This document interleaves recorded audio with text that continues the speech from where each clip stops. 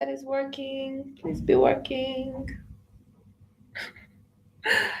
I think it's working on Facebook. Okay, it's working. I think it's working. Wow, one day I'll get this. It's Friday. Love Fridays. Best day of the week if you ask me. Bit of serious, a bit of fun, nice mix. Happy Friday. I hope everyone is well. I hope Twitter can hear me from this weird angle that the phone is at. Wow, I look like Bellatrix Lestrange today. So, have you done your Friday assessments? How was your week? What went well? What happened this week? What happened this month? What is going well in your life? It's important to take a moment and be grateful and acknowledge the progress you are making, the things you're actually achieving. Even if it's less than you aimed for, it's important to acknowledge what you are actually doing. It makes a big difference in your momentum, in your self esteem, in your trust in yourself to know that you can do things and you are doing things and you are moving forward. So make sure you acknowledge your wins for the week. Look at also what have been obstacles this week. Has something new popped up? Is there something that was unexpected, something you didn't see coming, something you've never had to deal with before? How did you handle that? How are you handling that? How are you processing it? I know most of the time we jump in and react really fast, but it's really useful to pause if you can and first process before you respond. Because then you think in like a more clear, calm way, and you're not just like reacting in the moment however you feel about the challenge or the situation. So if you have the ability, it does help to pause and say, let me take a moment to think about that. And then you come back with a different solution and you see how you feel. So look at the different obstacles in your life and in your week and see what worked, what didn't work, why it didn't work. How can you plan for that so that next time you do this better and you are more efficient? We are going to be talking about family partnerships today. We have been releasing some partnership videos. I think they are on YouTube, and we will post the links on my other social media channels because there's lots of different types of partnerships. And this month we've really been talking about partnerships. So we made a series of them, and I think we still have another one or two to go in the next 2 weeks. And I hope you find those helpful. So if you have questions about partnerships, any kind of partnerships, you can always send me your questions and I will respond and we can talk about it here in the lives, or I can send you a message or a DM if you prefer. So with family partnerships, what is the problem? Oh, it's too late to turn on the lights. The light switch is quite far. Let me be near the window, but it's about to rain is the problem. Okay, with family partnerships, what are the basics and what is most important? I think this is an important situation for Africans, especially because there's so many of us who work in family businesses and who work with our family members on a day to day basis. I think there's a challenge with nepotism, and there's a difference between a family business and nepotism because in a family business, there are family members who have to work in the business. So it's about finding the right roles that suit the members because they're the owners of the business. I think nepotism happens when someone has a job and starts hiring their relatives, regardless of their qualifications, into the jobs. So just so that we keep those two separate, I'm not endorsing nepotism. I'm talking about family businesses where you are an owner in the business or you're related to the owner and they want you to work in the business. And I think the reason that family businesses have that aspect is because you take on more responsibility. There's a lot more that you can put on a family member than a paid employee, and you expect them to have a different level of responsibility for the business, to the way they care about the business property, the products, the staff, the customers.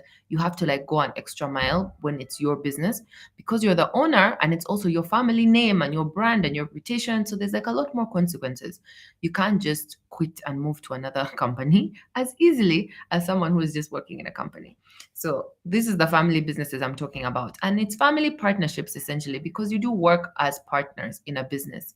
A lot of family business structures have one leader and then the rest of the family members have to work as a team within the staff and report to the leader. And I think that's what's the normal situation. And there's not much you can like learn about that in like an obvious way unless you speak to other families. So when I first started working, I asked my other friends who worked for their parents, like, how do you handle this? What is your day like? How do you process this? When they do this, what do you do? Because it's very stressful when you don't really know what to do. And I'd come from business school. So the way I understood like the structure and the systems and the logic was completely different from what actually happens on the ground. I was lucky I had worked as a teenager in the different companies that we had. And since I was a kid, like you're kind of around your parents' offices, so you sort of know what's going on. But it's very different from when I was at school and they were explaining to me how businesses run in like a structured, organized like situation. I had never had access to that like level of information in the companies, so I didn't know what really goes on. I just know like if I'm working as my dad's assistant and answering his calls and following him around, that's all I would like pick up on what's going on. So I learned a lot more about like the structure and the systems at school. And so when I came back, trying to understand the structure and systems, but also the people aspect of business, like the staff that you work with, the customers you work with, your team, your boss, because essentially your family members now have roles above and around you. Now, my current job, I have family members above me and below me. So I have to be a supervisor, I have to be a junior, I have to know how to navigate that while also maintaining the relationship with the family member. And we don't hit each other when 5 o'clock comes, you know? So there are many different aspects about it. And I think it's an interesting area to navigate. Also, a lot of young women have talked to me about this because they work in their family businesses. And I feel like the two areas that I get a lot of questions about is one, how do you get the people to respect you as a young woman who runs a family business? I've had two ladies, I think, whose parents passed and they inherited the business. And now they have to work with the staff who worked for their parents and were struggling with that. One of them, even her own brothers, were not happy that the father left the business to her. So they were making her life difficult. So I think it's a hard area to navigate. And then what's the other area with the family businesses people are always bugging me about? Let's talk about that one first. So I think finding respect and finding your footing in the family business is always challenging. And I can't say that there's like one like sure way to do it, but you have to come in with a humble attitude. The first challenge is always the mindset. So when you're the young person coming into a family business that's existed before you come in with all this energy and excitement and a bit of entitlement that I'm here, I'm also a shareholder, I also have a voice, I want to be heard. And I think it's good to first always assess the situation. So for the first few weeks or months, first get to know the business. Even if you've known it from your holidays or from your parents talking about it or from your relatives, and this is my uncle's business I work in or my cousin's business, first take the time to humble yourself and be like a regular employee. Go make sure you know the people who work there. Get to know the company, get to know the products, the services, the customers. What are the busy days? What are the best selling products? What are the challenges? What do the staff joke about? What is the culture in the company? Take some time to really absorb and learn and understand the landscape that you're walking into, because this business did not start existing the moment you arrived. It was there before you and it was fine before you came. So as much as we have all these new ideas and enthusiasm and we can ideology and all this marketing and all this social media for you, first assess the situation, because then you get to know who are the players in the situation, who are the people that are listened to more, who are more influential. What is the landscape like? What are the challenges they have? Do they need support in this area? Do they need support in this area? Is my knowledge in this area going to be helpful, or is that person already there and I don't need to be double and now it's too many cooks and we're causing more problems? So you have to try and first assess how you best fit into the system, because the system existed before you. So see what the system is like and then see where you can help the system, where you can add value, where you can show your skills, you can have some creativity, you can show what you're able to do, you can take the business to the next level. You can increase the revenue or the customers or the customer service or reduce the complaints or improve the product. You get to see where you get to make an impact. And I think that's the first thing you should try and do, because for the staff to respect you, for the customers to get used to you, for you to get used to the system, you have to be adding value. So you have to be showing how you are helpful to the company. Why should the company keep you? Because a family member is still someone who's going to get paid out of the company. You don't have the right to be paid if you're not contributing anything to the company, I think. If you're a family member who is a dependent, that's different. But a family member who works in the company, you need to be adding value. You need to be showing why the company needs you and how you're making it a better place. Like all employees, earn your keep. So the best way to do that is to first assess and see, because the challenge with family members is it's not like there was a job description and an advert circulated and a family member happened to be the most qualified. I think that must be very rare if that ever happens. but you are a family member who has to work in the company. So now you have to fit into the system. So there's no designated role for you. So sometimes they'll say, oh, just help this person or be in this department or just take over this or handle that. So you have to navigate more carefully. When someone arrives at a job and the job has a description and a role and it was already there and it's designated for them, there's a desk waiting for you. There's someone who's ready to supervise you. There's work ready for you to do. Like, it's a simpler process. But when you're a family member and you're now entering a family business, it's up to you to navigate that system. You can't just sit there in the corner for the first 3 weeks and wait for your uncle to say, hey, how is it going? Have you made friends? Are you making the work? Is things happening? You also have to take initiative. So make sure you're mingling with the staff, you're asking questions, you're going out in the field, you're talking to the customers, you're trying things, and you'll find where you fit, you know? They always say water finds its level. So if you put in some effort, you'll find a good level. You'll find a place where you add value, you enjoy what you're doing, your skill set is being used. Not that you're a creative person and you find yourself working in the accounts department of your family business and you're like, how did this happen to me? It's not going to last. That's not sustainable. You're not helping the business. You're not helping yourself. You're just causing problems.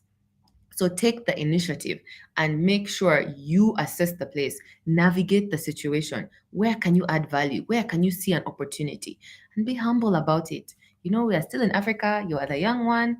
No one is going to be happy with all your big ideas and excitement and enthusiasm. You got to pace yourself.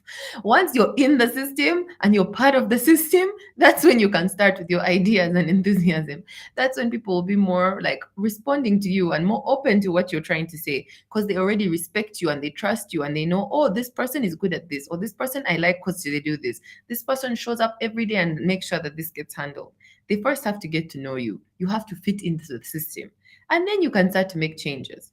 And I say this and I laugh because this was not how I started, and I suffered so much because I came with all my enthusiasm and I tried to change everything and it didn't work. So I advise you not to try that. I've changed many things with time.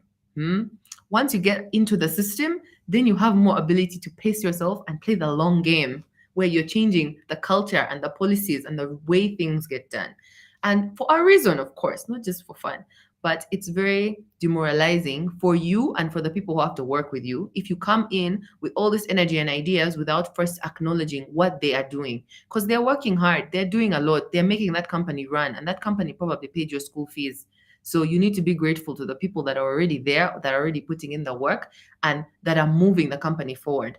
Not if you come in and just like have all these ideas and say this doesn't work, I want it to be like this, it's like you're not grateful for what they've done. You don't appreciate all that they're currently doing, and that also rubs people the wrong way and gives the wrong impression of you. So I would advise to first assess the landscape, navigate the situation, and see where you can add value, and then start putting in that value. And once you show that, it builds trust, it builds respect. People get to know you, people get to understand you, they get to know you for what you're doing, not as this is the boss's daughter, this is the boss's son, he's just here because that's what they said. We just have to listen to him and they all hate you. You don't want that because that's not sustainable. So you'd rather show what you are more, you're more than just the title or the family name. You are a person, you have skills, you have value, you are an asset to the company. So make sure you're showing that. Not saying it, showing it. There's a difference. So I think that is like one of the biggest challenges people have with family businesses. The other challenge that I get a lot of questions about is how you manage conflict within the family. That's no fun. And I think conflict with family members is similar to conflict in the workplace because you have to be able to have hard conversations. That's what it comes down to. The longer you let something fester, like build up that keeps going, or you let your family member go unchecked and the way they're behaving or something they're doing or decision they made is affecting the company negatively, and now the other family members don't want to say anything because that's a family member, you're hurting the company. And I always think of it that the company is it's more than any of us as individuals. There's hundreds of us who work in our companies, for example. So I can't afford to keep quiet because I don't want to upset someone, because the mistake they make is going to affect many other people's lives. It's going to affect the staff, the customers, the brand, the reputation, the products, the suppliers. You never know. And there's always consequences. So I feel like it makes more sense to put away your pride, even for a moment. I know my brothers are going to see this and laugh. But it's important that you try and you make an effort to do that so that you have those hard conversations. You are honest with each other. And your opinions don't always have to be in alignment, but you always have to put the company first. So sometimes you have to remind each other, but okay, I've taken into your opinion into like consideration, but at the end of the day, the decision lies with the person whose job responsibility it is to make that decision. So I think that can become messy in families because the hierarchy in families is not always the exact hierarchy in the family business. This auntie is powerful on the weekend, but when it comes to work time, she's not the one who makes decisions. So it can become awkward. And I think that is why a lot of family conflict happens because of the lack of communication. If you wait till it's so bad, you're all screaming at each other in front of your lawyers or at a board meeting, or you want to sue, or you're fighting over money, it means something went wrong way long ago, like way in the past. It's not that that explosion happened that day. There was clearly an issue happening beneath the surface and it has been going on. And that is what you want to avoid. If you want to avoid the really bad family conflict, you have to deal with every small conflict as it comes. I think the longest I have fought with one of my brothers in the company is a week because both of us could not get our pride out of the way. We could not agree, and now we were not talking. But you can't not talk to each other when we have to work together. The company needs us to work together. It becomes awkward when you're on a Zoom call and you're arguing with your sibling or your relative, and the rest of your team is there.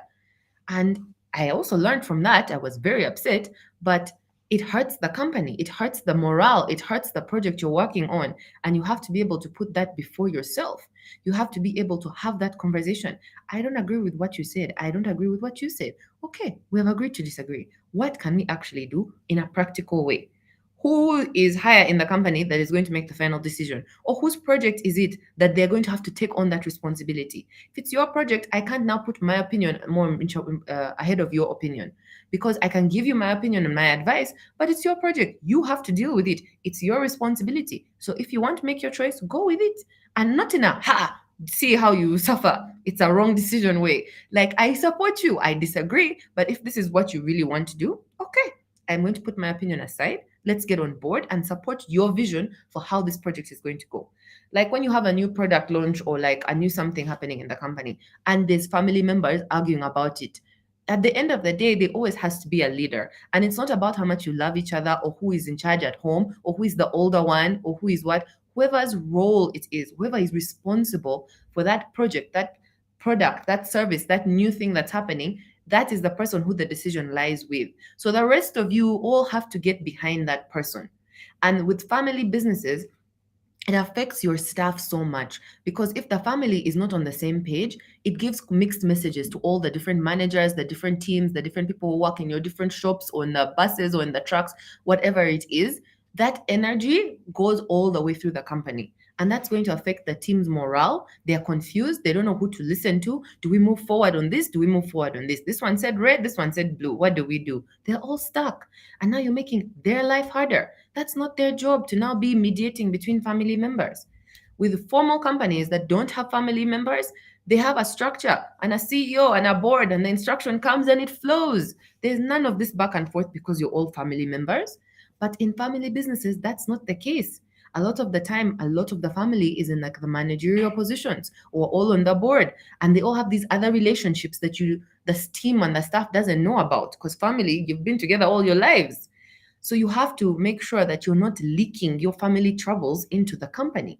Have conversations, honest conversations. Yes, it is hard, it is awkward, but let me tell you, you'd rather have a 5-minute awkward conversation than wait 3 months and that thing gets worse and worse and worse.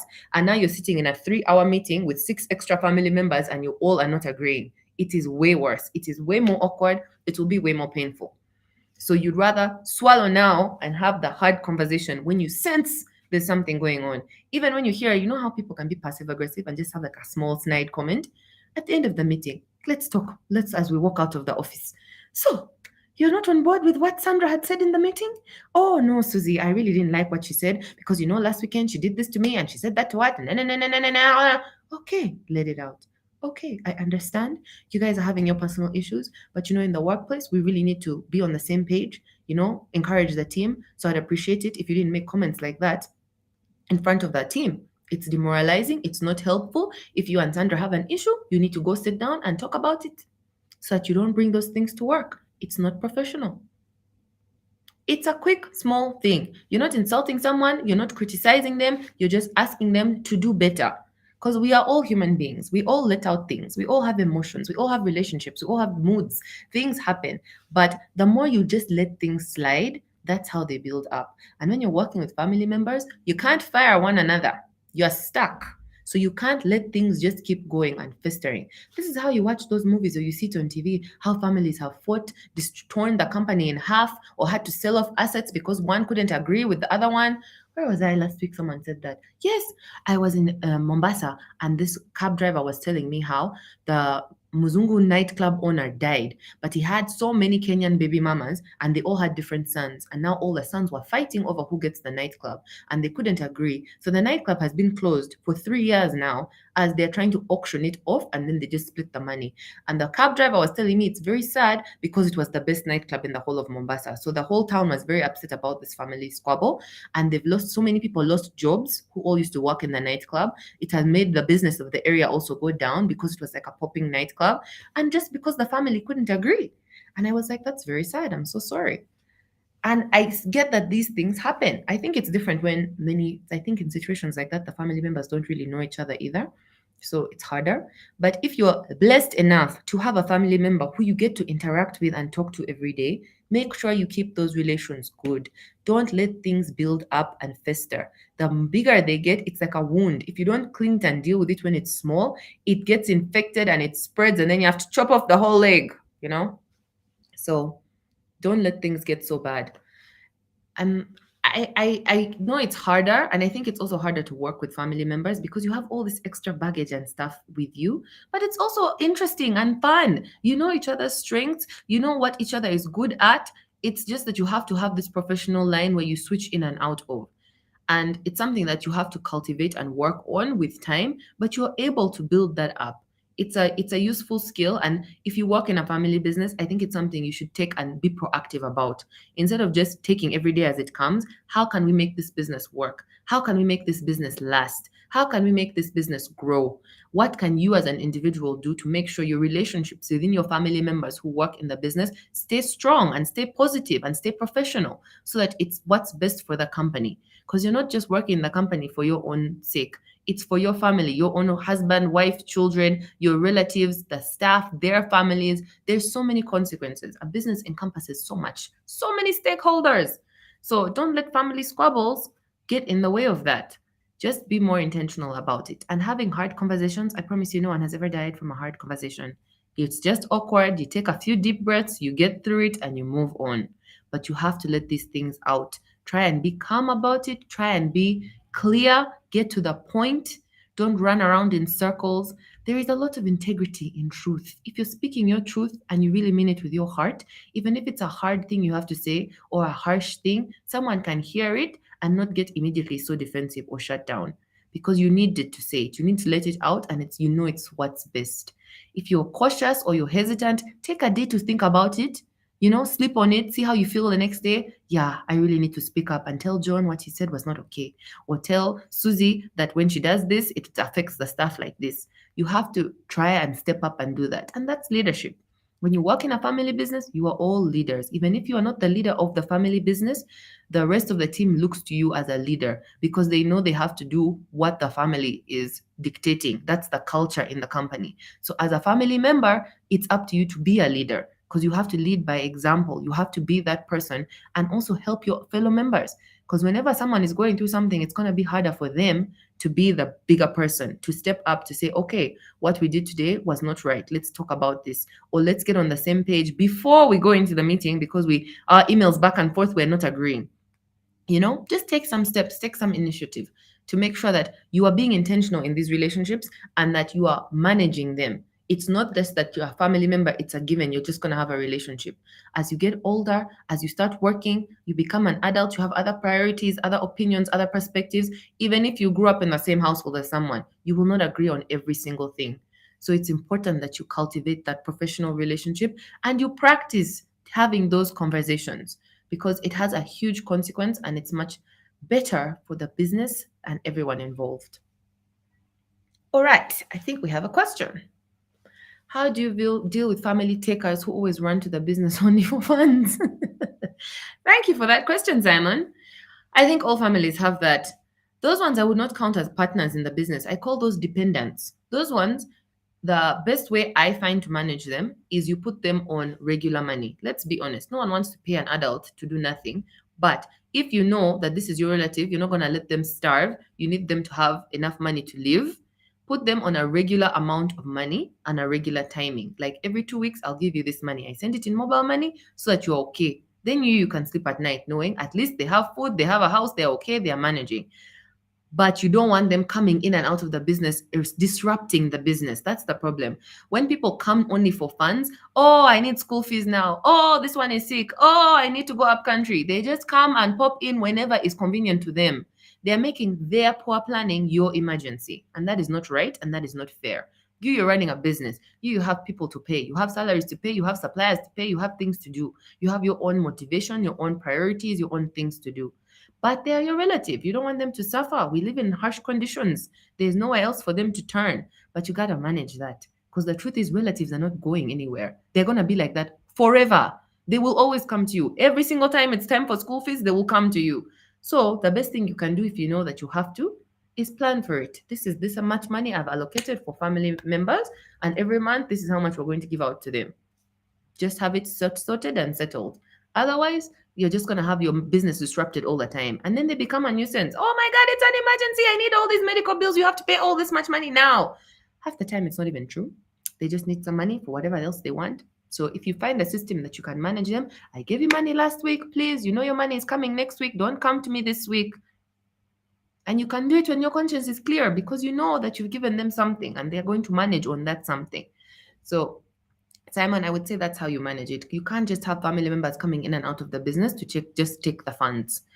Also, if you have family members who think they work in the business and you're paying them, but they're not actually working, I also have problems with that. Let's not pretend. I actually need someone qualified in that role to make sure the business is working. You become a dependent this side until you figure out what you want to do with your life. Also, just giving people money is not the most sustainable. So if you can pay for them to get like a course, vocational skills, so that sooner or later they also earn their own money. That is, the ideal situation. Because you also don't want to just have that list of dependents growing and growing and growing. That's the truth. And word spreads in relatives, man. Africans all have huge families. And once you start giving one member money, then the sister, then the brother, then the cousin, then there are six who have come from the village who are living with them. And now you also have to give them. Word spreads really quickly. So you don't want to become that family member. You need to make sure that you have a good system and that you actually check and that they're moving forward with their lives. Because no one wants to be a dependent forever. No one wants to be an adult asking for money every 2 weeks. So, it also helps if you give them a few hours of time, of your time, and you advise them and encourage them. Okay, what school are you going to go to? What skill do you want to get? How do I help you get a job? How do I help you start a business? How can we make your life better also? So that not just that they're not a drain on you, but they can become an asset. They can also start to support other family members once they have a job and a business and they're good and well. So it's always an investment. I would like to think of it, not just you're giving money out. Especially with adults, it should be an investment. If it's children and you're paying school fees, just basics for home, fine. But with adults, it should be an investment. Otherwise, we're not helping ourselves, we're not helping them, we're not moving forward, all of us together. So you want to invest and encourage and make sure that that money is going somewhere that is going to come back to them, not that they're just using it on expenses every day. So take some time to deal with those kinds of family members. And it's another hard conversation because no one wants to tell their family member, I'm not going to pay for you forever. Like, what's the plan? These are the next 3 months. I'm going to give you this much. By then, you should have finished the course and we should have a job for you by now. Have those conversations and push them. Be responsible. It's helpful. So those are my tips on family partnerships. The videos are somewhere. We are going to post them. They should be on my different pages or on YouTube for more details and tips on that. And we should have another one next week and another Q&A. So if you have any other questions, please feel free to send them. And if you are a lady, please join the Her Facebook group. I will put the link somewhere in this post so that it's easy for you and your friends to join, where we have lots of different tips and career advice and entrepreneurship advice, and you can share what you're doing and your business and your questions, and it's like a nice fun space for us to learn together. Have a nice weekend, everyone.